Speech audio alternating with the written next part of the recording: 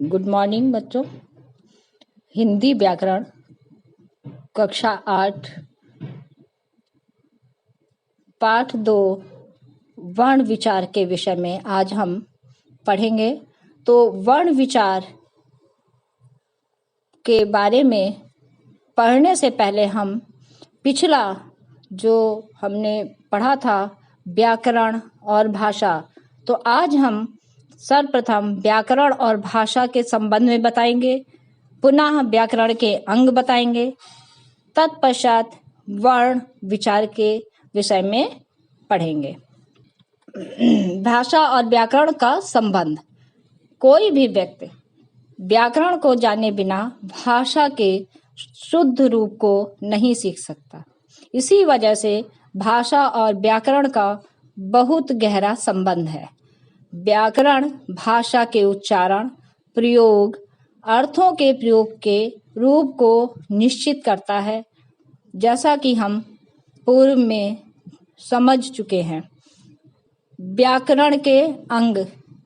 व्याकरण के 4 अंग होते हैं: वर्ण विचार, शब्द विचार, पद विचार और वाक्य विचार।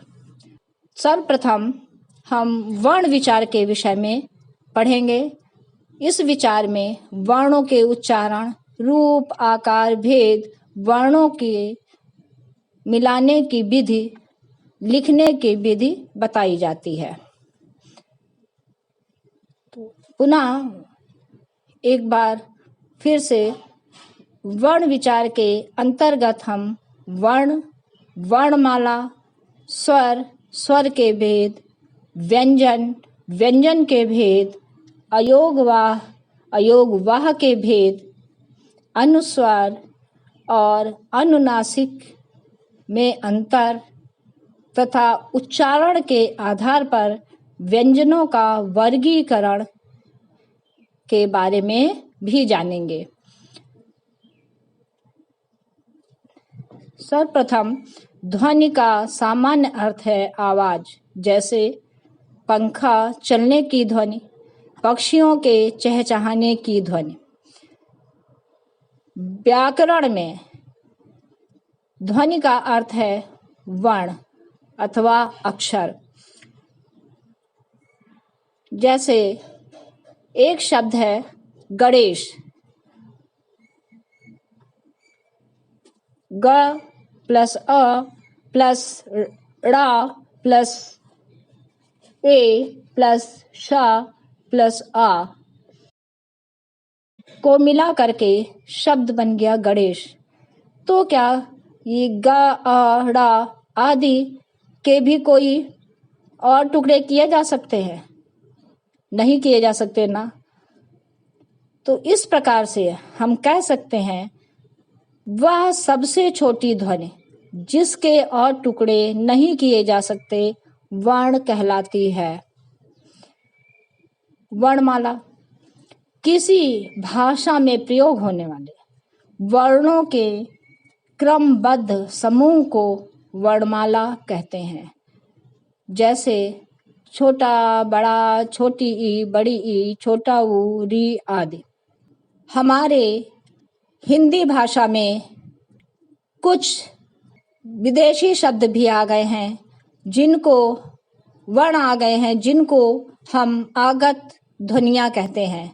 जैसे अंग्रेजी का ओ को हम अ लिखते हैं, तो उसको आ बड़ा आ लिख करके हम एक चिन्ह चंद्रमा का ऊपर शिरोरेखा के ऊपर लगा देते हैं।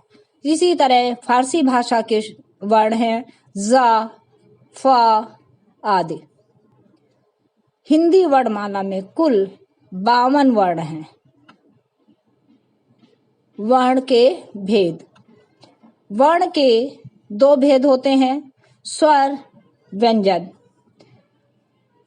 स्वर वर्ण जिन वर्णों का उच्चारण करते समय हवा मुंह में बिना रुके बाहर निकलती है, उन्हें स्वर वर्ण कहते हैं। स्वरों का उच्चारण स्वतंत्र रूप से बिना किसी दूसरे वर्ण की सहायता के किया जाता है। हिंदी में 11 स्वर होते हैं। ये हैं छोटा, बड़ा, छोटी, बड़ी, छोटा ऊ, बड़ा ऊ, री, ए, आए, ओ, औ। अंग और आह को स्वर में नहीं माना जाता। स्वर के भेद। स्वर वर्ण के मुख्यतः 3 भेद होते हैं: ह्रस्व स्वर, दीर्घ स्वर, प्लुत स्वर। ह्रस्व स्वर जिन स्वरों के उच्चारण में बहुत कम समय लगता है उन्हें ह्रस्व स्वर कहते हैं। ह्रस्व स्वर 4 होते हैं: छोटा, छोटी, छोटा ऊ, री। दीर्घ स्वर जिन स्वरों के उच्चारण में ह्रस्व स्वर से लगभग 2 गुना समय लगता है उन्हें दीर्घ स्वर कहते हैं। दीर्घ स्वर 7 होते हैं: बड़ा, बड़ी, बड़ा ऊ आदि। प्लुत स्वर जिन स्वरों में उच्चारण के समय ह्रस्व स्वर से 3 गुना अधिक समय लगता है उन्हें प्लुत स्वर कहते हैं। जिस स्वर का उच्चारण प्लुत के रूप में किया जाता है उसके आगे हिंदी की गिनती का अंक 3 लिखा जाता है, जैसे ओम, भैया आदि। स्वरों की मात्राएं स्वरों के निश्चित चिन्हों को मात्रा कहते हैं।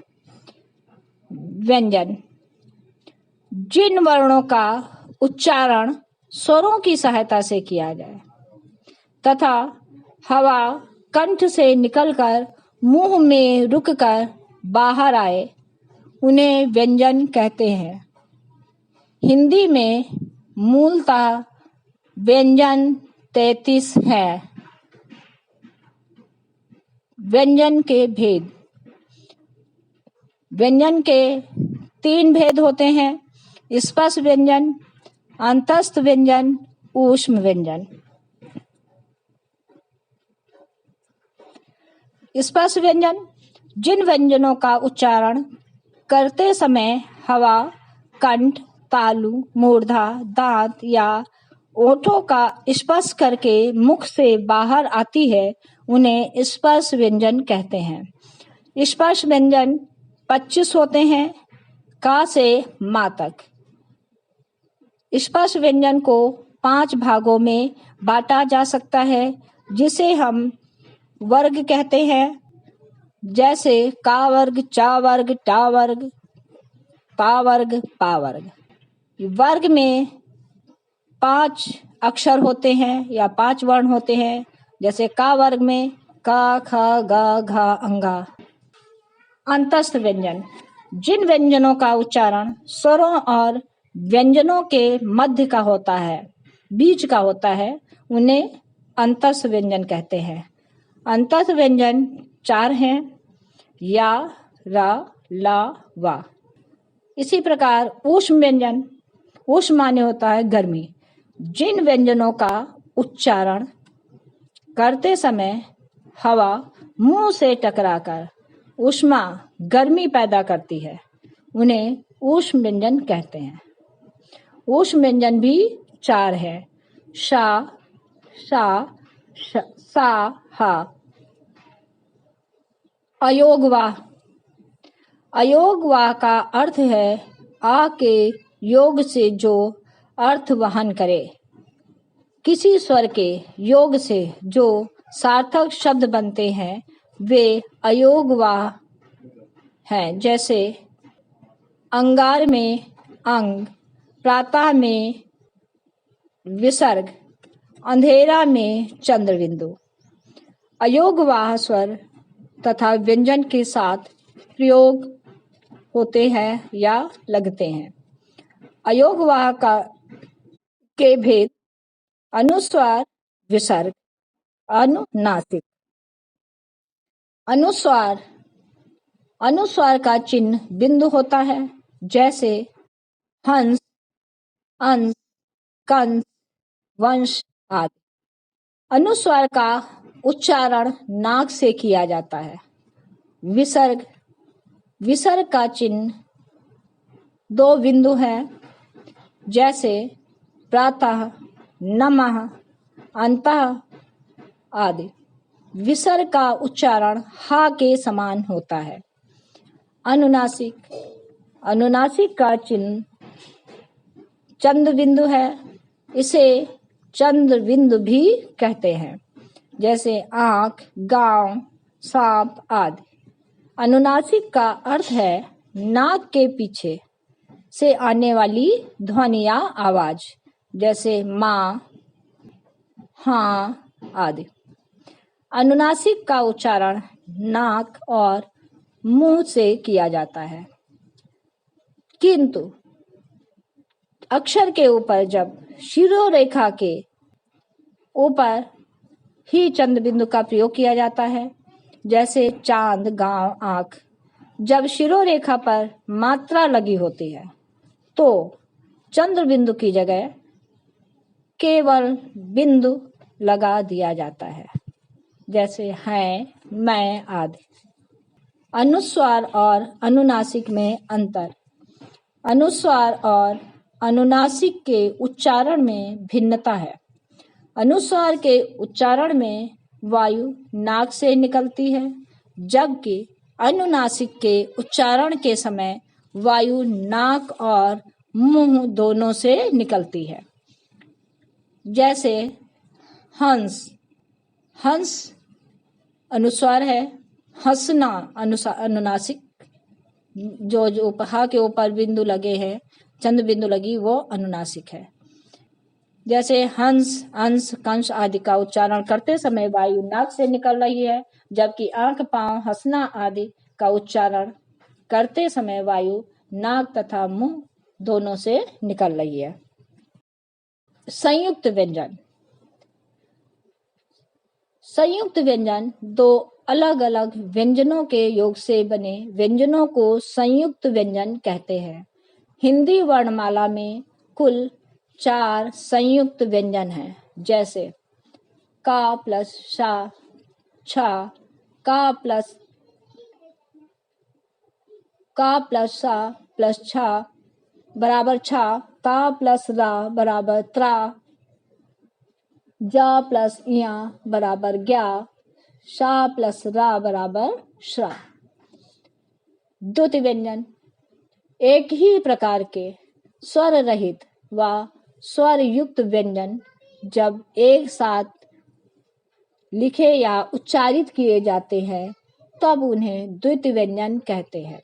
जैसे न प्लस न, न शब्द है गन्ना। इसी तरह त प्लस ता शब्द है पत्ता। क प्लस का पक्का। च प्लस चा शब्द है बच्चा। इसी प्रकार से और भी कई शब्द आप लोग बच्चों बना सकते हो। अब हम आपको रा के रूप अर्थात रा के विभिन्न रूपों के प्रयोग के बारे में बताएंगे। जब स्वर रहित रा के बाद स्वर सहित व्यंजन हो तो रा उस व्यंजन के ऊपर रेप के रूप में लिखा जाता है। जैसे रा प्लस व बराबर र शब्द है पर्व। इसी प्रकार अन्य शब्द गर्व आदि। रा प्लस क क्र बराबर तर्क। रा प्लस म म्र कर्म, धर्म, नर्म आदि। स्वर सहित रा का संयोग जब उससे पूर्व अर्थात पहले आए किसी स्वर रहित व्यंजन से हो तो रा पदेन के रूप में उस व्यंजन से जुड़ जाता है, अर्थात रा का प्रयोग उस व्यंजन के नीचे किया जाता है। जैसे ग प्लस रा ग्र पद है या शब्द है ग्रह, ग्राम आदि। पा प्लस रा बराबर प्रा प्रकाश, प्रभाव आदि। म प्लस रा, म्रा, नम्र, क्रम, आम आदि। स्वर रहित ट, ठ, ड, ढ के बाद स्वर रहित रा जुड़ने पर रा पदेन के रूप में नीचे लगता है, किंतु उसका आकार हंस के पद के समान होता है। जैसे ट प्लस रा, ट्रा, ट्रेन, ट्रक आदि। डा प्लस रा, ड्रा, ड्रामा, ड्रम आदि। रा के इस रूप को भी पदेन कहा जाता है, जैसे त प्लस र, त्रा, शा प्लस रा, श्रा आदि। अब हम उच्चारण के आधार पर व्यंजनों का वर्गीकरण समझेंगे। उच्चारण के आधार पर व्यंजन का वर्गीकरण 8 प्रकार से किया गया है। जैसे स्पर्शी व्यंजन क, ख, गा, घ, अंगा, ट, ठ, ड, ढ, ढ़, त, थ, द, ध, न, प, फ, ब, भ, म। नंबर 2 संघर्षी व्यंजन स, सा, सा, ह, ख, फ, ज।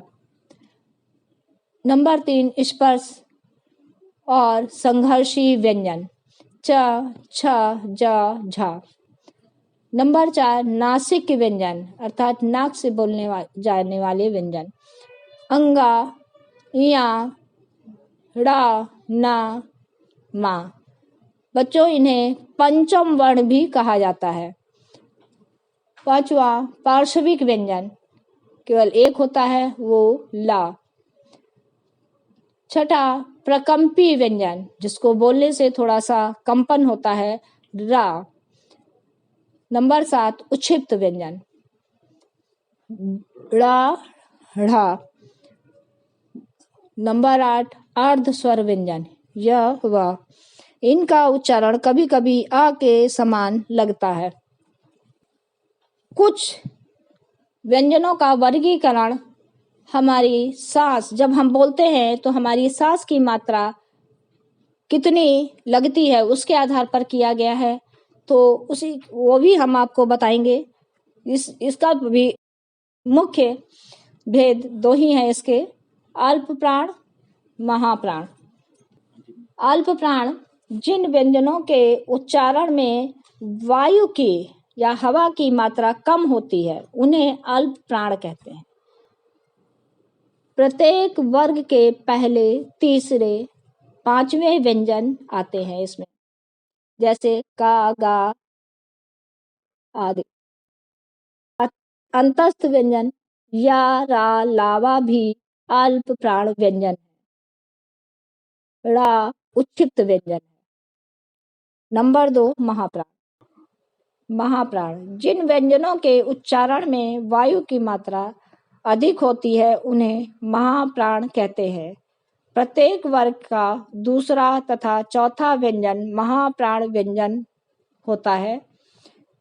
ख, घ, छ, ज, ठ, ड़, थ, ध, फ, ब आदि, भ आदि। ऊष्म व्यंजन श, सा, सा, ह भी महाप्राण व्यंजन होते हैं। उच्चारण के आधार पर उसका वर्गीकरण बताएंगे। इसमें 3 कॉलम होते हैं। श्रेणी, उच्चारण स्थान, ध्वनियां अर्थात वर्ण, कंठ अथवा गला, छोटा, बड़ा, क, ख, ग, घ आदि। तालव्य, तालु, छोटी, बड़ी, च, छ, ज, झ, म या श। मूर्धन्य, मूर्धा और जीव री, ट, ठ, ड, ढ, ड़, रा, श, ड़, ढ़। दंत दांत, ता था दा धा ना ला सा ना आदि। ओष्ठ दोनों ओठ, छोटा ऊ बड़ा ऊ पा फा बा भा मा। नासिक नाक, अंगा या ड़ा ना मा। कंठ तालव्य, कंठ और तालु, ए आए।